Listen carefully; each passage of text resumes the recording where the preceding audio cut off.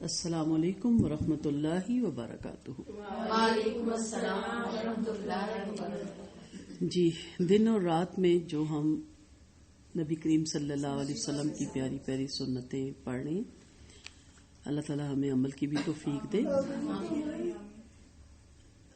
Page number 79 کھولیے اور فرض نماز کے بعد کی سنتیں ہم دیکھتے ہیں۔ 79 فرض نماز کے بعد کی سنتیں۔ یہاں ہم جو دعائیں پڑھیں گے اور انشاءاللہ بعد میں پھر یاد کر کے بھی سیکھیں گے بھی، اور الحمدللہ کافی آتی بھی ہوں گی آپ کو۔ یہ مسنون دعائیں ہیں اور ان کا پڑھنا سنت سے ثابت ہے اور اس کا بہت اجر و ثواب ہے۔ 3 مرتبہ استغفر اللہ اور 1 دفعہ کیا کہنا ہوتا ہے؟ اللہ اکبر، یہ سنت سے ثابت ہے۔ اور اس کے بعد اللہم انت السلام ومنک السلام تبارکت یا ذو الجلال والاکرام، اے اللہ تو سلامتی والا ہے اور تجھی سے سلامتی ہے، تو بابرکت ہے، اے بزرگی اور عزت والے۔ یہ دعا سنت سے پڑھنا ثابت ہے۔ اور اگر آپ جمعے کی نماز میں آپ میں سے جو جاتا ہے، آپ دیکھیں وہاں مولانا صاحب اسی لیے اونچی آواز میں پڑھتے ہیں، یاد کر لینی چاہیے، اور جن کو نہیں یاد وہ لکھ کے کہیں رکھ لیں سامنے اپنی نماز کی جگہ پہ، کچھ دن دیکھ کے پڑھیں تو پھر انشاءاللہ یاد ہو جاتی ہے۔ یاد جلدی ہو سکتی ہے اگر پیورٹی میں یہ چیز ہو کہ میں دنیا سے جانے سے پہلے وہ تمام چیزیں جتنی میری کیپیسٹی ہے، استطاعت ہے، میں یاد کر لوں تو وہ کر سکتا ہے۔ اصل میں یہ کہ ہم نے پیورٹی کس کو رکھا ہوا ہے۔ جیسے میں اکثر مثال موبائل کی کیوں دیتی ہوں، یہ جدید ٹیکنالوجی اور چند سالوں میں اس نے اتنی سپیڈ پکڑی ہے، اس کی تمام جو بھی آپشنز ہیں، اور ہم نے سیکھے ہیں۔ کیوں سیکھے ہیں؟ کہ اس سے ہم بہت زیادہ کام کو تیزی سے پھیلا سکتے ہیں۔ تو جب ہم ہر چیز سیکھ سکتے ہیں تو قرآن تو اور اس کی دعائیں تو اللہ کا وعدہ ہے کہ قرآن خود سکھاتا ہے، ہر عمر میں انسان سیکھ سکتا ہے۔ تو پیورٹی میں رکھیں آپ اپنی نماز، اور پیورٹی میں رکھیں آپ اپنی دعائیں، اور بعد میں دنیا کے کام کریں۔ اگر آپ نے موبائل یا انٹرنیٹ نہ بھی سیکھا نا تو کوئی قیامت نہیں آئے گی، اس کے آگے سے اٹھا لیجئے نا آپ، تو قیامت نہیں آئے گی، ٹھیک ہے؟ آپ اس کے بغیر بھی چلے گئے نا تو قبر میں کوئی اس کا حساب نہیں ہوگا کہ ہاں بھائی موبائل کافی ان تھے اور آپ نے کیوں نہیں سیکھا۔ لیکن ان دعاؤں کے پڑھنے کی بہت فضیلت ہے، بہت ثواب ہے، لیکن شعور کے ساتھ، رٹا لگا کے نہیں، سمجھ کے ساتھ۔ جب آپ کسی بھی سے بات کرتے ہیں تو آپ کو پتا ہوتا ہے میں کیا بات کہہ رہی ہوں اور اس کا مدعا کیا ہے۔ تو جب آپ اللہ سے بات کر رہے ہوتے ہیں، اللہ سے ہم کلام ہوتے ہیں، تو آپ کو پتا تو ہونا چاہیے کہ آپ کیا کہہ رہی ہیں اور اس کے کہنے کا مقصد کیا ہے۔ تو ویسے تو دعائیں بہت ہم لوگ مدرسوں میں بچوں کو رٹا دیتے ہیں، لیکن انہیں پتا کچھ بھی نہیں ہوتا اور ان کی زندگی بالکل اس سے اپوزٹ ہوتی ہے۔ تو کوشش کریں کہ اس کے مفہوم کو بھی سمجھیں۔ دوسری دعا ہے لا الہ الا اللہ وحدہ لا شریک لہ لہ الملک ولہ الحمد وہو علی کل شیء قدیر۔ اور پھر 2 دعائیں بھی ہیں، اس کو ملا کے بھی پڑھی جاتی ہے۔ اس کے ساتھ ہے اللہم لا مانع لما آتیت ولا معطی لما منعت ولا ينفع ذا الجد منک الجد۔ اللہ کے سوا کوئی سچا معبود نہیں، وہ اکیلا ہے، اس کا کوئی شریک نہیں، اسی کے لیے ساری بادشاہت ہے اور اسی کے لیے تمام تعریفیں ہیں، اور وہ ہر چیز پر قادر ہے۔ اے اللہ، جو تو دے اسے کوئی روکنے والا نہیں، اور جو تو روک لے اسے کوئی دینے والا نہیں، اور کسی بزرگی والے کی بزرگی تجھ کو فائدہ نہیں پہنچا سکتی۔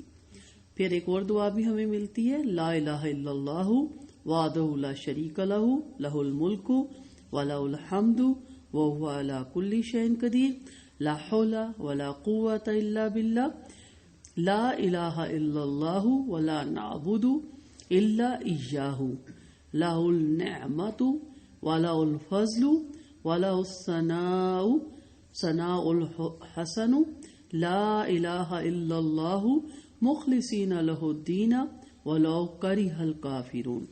اللہ کے سوا کوئی سچا معبود نہیں، وہ اکیلا ہے، اس کا کوئی شریک نہیں، اسی کے لیے ساری بادشاہت ہے اور اسی کے لیے تمام تعریفیں، اور وہ ہر چیز پر قادر ہے۔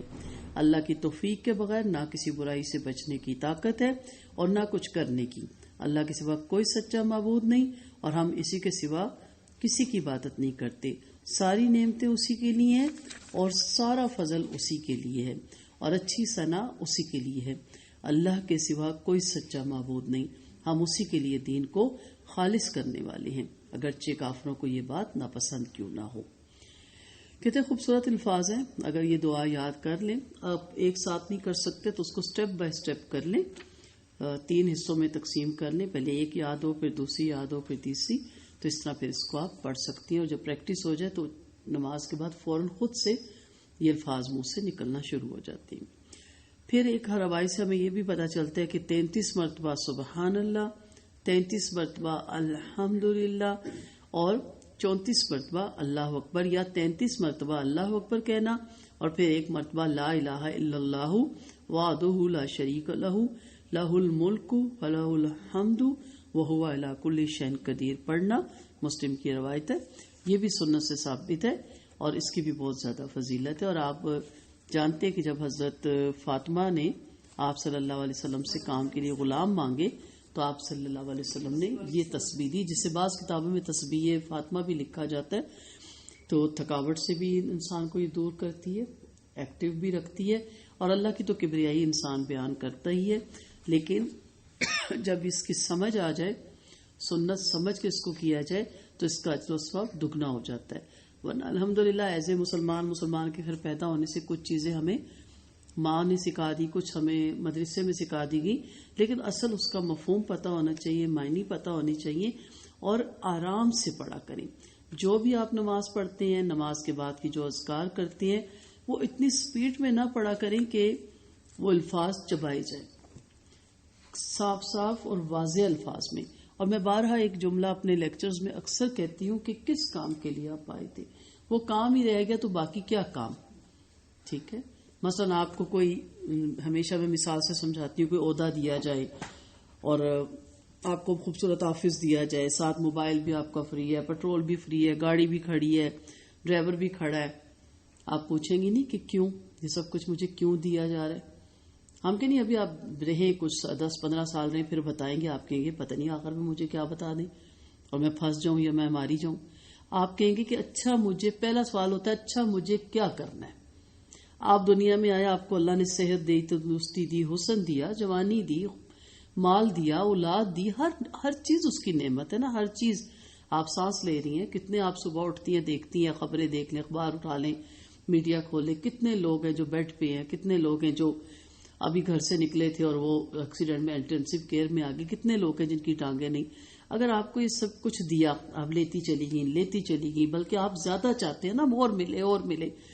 کبھی پوچھا کہ اللہ تعالیٰ کیوں؟ جن کے پاس ٹانگیں نہیں میرے پاس ہیں، میرے پاس کیوں ہیں؟ میرا رب چاہے تو خدا نہ خواستہ مجھے ان میں بنا دیتا نا. اگر میرے پاس ہیں تو مجھ سے کوئی الگ کام لینا نا. جن کا IQ لیول کم ہے، میرا ہائی ہے، تو کیوں؟ اس کا مطلب ہے کہ مجھے زیادہ کوئی بہتر کام کرنا نا. لیڈر ہر کوئی تو نہیں ہوتا نا. آپ دیکھ لیں جو لیڈرشپ کرتے ہیں یا جو کمپنیاں چلاتے ہیں یا جو تنظیمیں چلاتے ہیں، ہر ان کا جو ممبر ہوتا ہے ہر کوئی لیڈر نہیں ہوتا نا. اللہ نے خاص کوالٹی رکھی ہوتی ہے. آپ صحت مند ہیں، کچھ بیمار ہیں، آپ صحت مند کیوں؟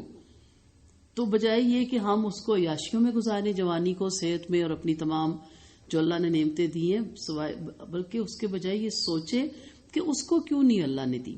اس کی آزمائش یہ ہے کہ اس کو یہ نہیں دی، وہ صبر کر کے اجر کمائے. آپ کی آزمائش یہ ہے کہ آپ اس کو استعمال کر کے ڈبل اجر کمائیں، دگنا اجر کمائیں اور مخلوق خدا کے بھی کام آئیں. اور سب سے پہلی چیز جو آپ کے کام آئے گی جو اپنی ذات کے لیے، وہ ہے ہی قبر ہے، جس میں اترتے ہوئے کوئی ہمارا زور نہیں چلے گا، ہمیں اتارا جائے گا. کوئی ہماری چیخ و پکار نہیں چلے گی، ہمیں چھوڑا جائے گا اکیلے، اور چھوڑ کر بڑی عزت و احترام سے مٹی میں بند کر کے آ جائیں گے. اس وقت ہمیں احساس ہوگا کہ اوہو یا حسرتنا، ہائے افسوس مجھ پہ کہ میں ساری زندگی کیا کرتی رہی. تو ابھی ہے آپ کے پاس وقت. آپ صلی اللہ علیہ وسلم کے فرمان کے مطابق جوانی کو بڑھاپے سے پہلے، بیماری کو، صحت کو بیماری سے پہلے، اور وقت کو مصروفیت سے پہلے غنیمت جانے. اس غنیمت جانے کہ آپ کو اللہ بارہا سنواتا ہے، پڑھاتا ہے، بتاتا ہے. اب عمل تو آپ نے کرنا نا. اب پکڑ کے عمل میں تو نہیں آپ کے ڈھالا جا سکتا. زندگی گزارنی ہے جب تک میرے رب کا حکم ہے، تو پھر کیوں نہ اس کی مرضی کے مطابق گزار کے جائیں اور آخرت پہ اپنی من چاہی، اپنی من پسند زندگی گزاریں. یہاں اگر آپ نے اپنی من چاہی اپنی من پسند زندگی گزارنی ہے تو پھر مائنڈ نہ کیجیے گا، پھر آخرت میں آپ کی مرضی کی زندگی آپ کو نہیں ملے گی. ہم چاہتے ہیں یہ زندگی بھی میری مرضی کی ہو، وہ زندگی بھی میری مرضی کی ہو، تو پھر اللہ اس کے احکامات اور اس کی مرضی کہاں رہ جاتی ہے. جس طرح اس نے کہا ہے اس طرح گزاریں، پھر انشاءاللہ جس طرح آپ چاہیں گے اس طرح کی زندگی آپ کو وہاں ملے گی. اللہ تعالی ہم سب کو قرآن و سنت کے مطابق زندگی گزارنے کی توفیق دے. وآخر دعوانا ان الحمد للہ رب العالمین. سبحانک اللہم و بحمدک نشہد ان لا الہ الا انت نستغفرک و نتوب الیک. السلام علیکم ورحمۃ اللہ وبرکاتہ.